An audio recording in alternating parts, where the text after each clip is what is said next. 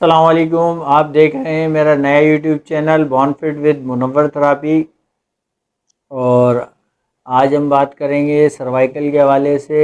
Cervical में pen क्यों होता है, उसके रीज़न्स क्या हैं, यानी कि गर्दन में जो दर्द होता है हमें। तो सबसे पहले मेरी आप तमाम देखने वालों से रिक्वेस्ट है कि आप मेरे इस नए यूट्यूब चैनल को सब्सक्राइब करें, और अगर हमारी वीडियोस पसंद आती हैं तो लाइक करें, शेयर करें। अभी हमारा जो टारगेट है वो 1000 सब्सक्राइबर का है। इसको पूरा करने में हमारी मदद करें, हमारे साथ कोऑपरेट करें, अपने करीबी लोगों में हमारी वीडियोस शेयर करें और सब्सक्राइब कराने में हमारी मदद करें ज़्यादा से ज़्यादा, ताकि हमारा 1000 सब्सक्राइबर का टारगेट जल्द से जल्द पूरा हो सके। वीडियो शुरू करते हैं। तो बात करते हैं गर्दन के हवाले से कि जो हमारी गर्दन में दर्द होता है उसकी वजह क्या है, उसका रीज़न क्या है गर्दन में दर्द होने का, यानी सर्वाइकल पेन जिसे कहते हैं। उसके मुख्तलिफ़ पेन है। सबसे पहले तो मैं आसान से लफ्ज़ों में बताऊं, जो आम तौर पे देखा गया है आजकल जो सिटिंग वर्क है वो ज़्यादा है, जैसे कि ऑफिस वर्क में कंप्यूटर पे काम किया जाता है या टाइपिंग वगैरह करते हैं XYZ, या जो मैनुअल भी काम करते हैं, तो उनकी सिटिंग पोजीशन होती है 8 घंटे 6 घंटे, मुसलसल 12-12 घंटे भी बैठे रहते हैं। तो उस सूरत में हमारे मसल स्पाज्म हो जाते हैं, जिसकी वजह से गर्दन का झुकाव एक तरफ रहने की वजह से, गर्दन ज़्यादा मूव ना होने की वजह से मसल स्पाज्म हो जाता है और हमारी गर्दन में दर्द शुरू हो जाता है। ये तो है पहला रीज़न, यानी कि मसल स्पाज्म होना। आसान लफ्ज़ों में मसल स्पाज्म होने की वजह क्या है, जो मैंने आपको बताई है।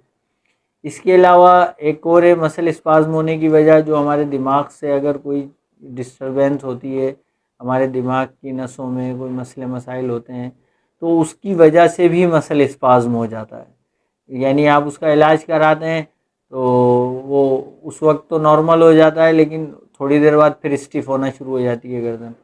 यानी वो एक ऐसी कंडीशन होती है, जो मैं आपको बता रहा हूँ कि ये मेरे तजर्बे में आई है बात, कि हमने पेशेंट को अभी रिलैक्स किया है और वो बग़ैर सहारे के जब बैठा तो उसकी स्टिफनेस दोबारा शुरू हो गई गर्दन की। गर्दन में किस जगह, इस जगह उसको स्टिफनेस होती है, इस जगह। अच्छा, हमारी थेरापी के बाद कम से कम वो पेशेंट इस पोजीशन में तो आ गया कि वो जो बैठ के खाना नहीं खा पा रहा था, गर्दन नहीं मूव कर पा रहा था, ना इधर ना इस तरफ, ना ऊपर ना नीचे, ना गाड़ी में बैठ सकता था, दर्द शदीद था। उस कंडीशन से तो निकल गया, लेकिन वो बग़ैर सहारे के, यानी कि बैक से अगर उसको बैक ना मिले, पीछे सपोर्ट, बैक सपोर्ट ना मिले, तो वो उसको स्टिफनेस शुरू हो जाती थी। बहरहाल उस पर भी हमने काम किया, अल्हम्दुलिल्लाह उसमें भी हमें रिज़ल्ट मिला। लेकिन उसका ताल्लुक जो है वो दिमाग से ही था। तो हमने उनको ये भी सजेस्ट किया था कि आप किसी न्यूरो फिजिशियन को दिखाएं, तो उन्होंने उनको दिखाया और मेडिसिन वगैरह प्रिस्क्राइब कराई। तो अगर आपको भी ऐसी कोई कंप्लेन है तो आप भी न्यूरो फिजिशियन से रब्ता करें इस हवाले से। और अगर आपकी फिजियोथेरापी के ज़रिए स्टिफनेस ख़त्म हो जाती है तो वेल एंड गुड है। अच्छा, और एक और रीज़न ये होता है सर्वाइकल में पेन होने का, कि आपके मोहरे ख़राब हो जाते हैं, डिस्क ख़राब हो जाती है। अभी गर्दन की डिस्क की बात नहीं कर रहा मैं, डिस्क कहाँ की ख़राब हो जाती है आप हैरान होंगे, L4 L5 की। जी हाँ, कमर के मोहरे ख़राब होते हैं, आपको स्टिफनेस हो जाती है कमर में। अब ये कमर की स्टिफनेस जैसे जैसे इलाज चलता रहता है, दवाएं चलती रहती है, तो ये बढ़ते बढ़ते बढ़ते बढ़ते गर्दन तक आ जाती है। गर्दन में कोई तकलीफ नहीं होती, उसमें स्टिफनेस हो जाती है। और जो मैंने देखा है अपनी थेरापी में, उसमें क्या होता है कि एक साइड, वन साइड ज़्यादा स्टिफनेस होती है, यानी कि उसका कर्व भी ख़राब होना शुरू हो जाता है। ये साइड मिसाल के तौर पे हम दबा के उसको पुश करके देखते हैं, प्रेस करके, तो वो नरम होती है। ये साइड देखते हैं तो वहाँ उंगलियाँ ही नहीं जाती, इतनी स्टिफ होती है। तो बहरहाल वो कोई इतना इशू नहीं होता, वो तो हम उसी वक्त उसको सेट कर देते हैं, या जो आप जहाँ अपनी थेरापी कराएंगे तो वो उनके ऊपर है, वो किस तरीके से थेरापी करके उसको सेट कर देते हैं। तो ये बहुत जल्दी से ख़त्म हो जाती है ये स्टिफनेस, ये ज़्यादा टाइम नहीं रहती। मतलब अगर अच्छी थेरापी मिल गई आपको तो उसी वक्त ख़त्म हो जाएगी, फिर नहीं होगी, क्योंकि आपका जो ये असल जो स्पाज्म आ रहा था वो नीचे आपके लंबर रीजन से आ रहा था, इस वजह से आपको ये हुआ। अच्छा, अब आ जाए डिस्क खराब होना सर्वाइकल की।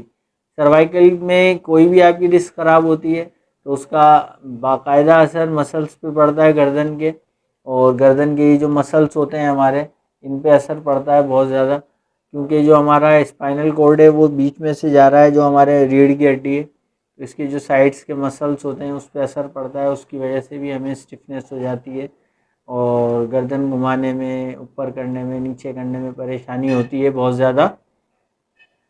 तो कहने का मकसद ये है कि गर्दन के मसल्स ख़राब होने के, पेन होने के मुख्तलिफ रीज़न है। एक रीज़न ये भी है कि आपको थोरेसिक रीजन में, थोरेसिक रीजन क्या है, सर्वाइकल से नीचे का हिस्सा जो हमारा डोर्सल स्पाइन भी कहलाता है, वहाँ अगर आपको कोई पेन हो जाता है, कोई स्टिफनेस हो जाती है, आमतौर पे T2 T3 के अंदर पेशेंट आते हैं, उनको दर्द हो जाता है, और उसमें इस पे बड़ी लंबी बात हो जाएगी क्यों हो जाता है, इस पे मैं बाद में वीडियो बना लूँगा।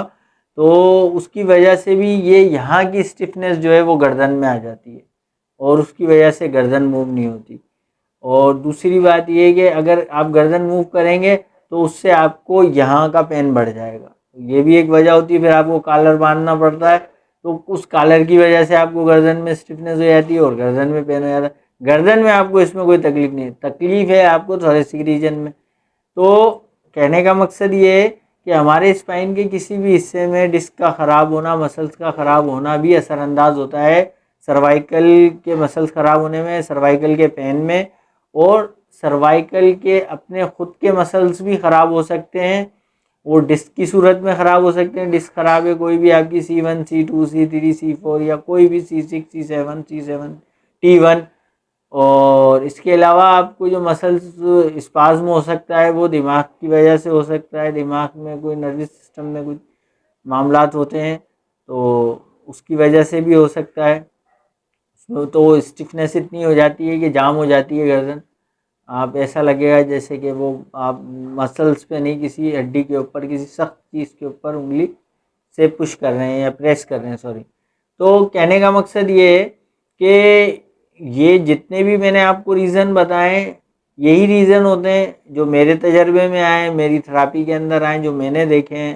इसके अलावा भी हो सकते होंगे, जो मेरे इल्म में था, जो मेरी तजर्बे में था, जो मेरी थेरापी में मैंने देखा अपने काम के तजर्बे के दौरान, वो यही देखा कि इन सूरतों के अंदर सर्वाइकल पेन होता है हमें और गर्दन में दर्द शुरू होता है। तो ये रीज़न होते हैं इसके, और इसके लिए फ़िज़ियोथेरापी भी कराई जाती है और मुख्तलिफ़ इलाज कराते हैं लोग। अभी मैं ट्रीटमेंट पे बात नहीं कर रहा, सिर्फ आपको रीज़न्स बता रहा हूँ इसके क्या रीज़न्स हो सकते हैं। तो अब तक के लिए इतना ही, इंशाल्लाह ताला मिलते हैं नेक्स्ट वीडियो में। अपना बहुत ज़्यादा ख्याल रखें। एक दफ़ा फिर मेरी रिक्वेस्ट है आपसे कि आप मेरे इस नए YouTube channel Bonfit with Munawwar therapy को सब्सक्राइब करें, लाइक करें, शेयर करें, कमेंट्स करें। अपना बहुत ज़्यादा ख्याल रखें। अल्लाह हाफ़िज़।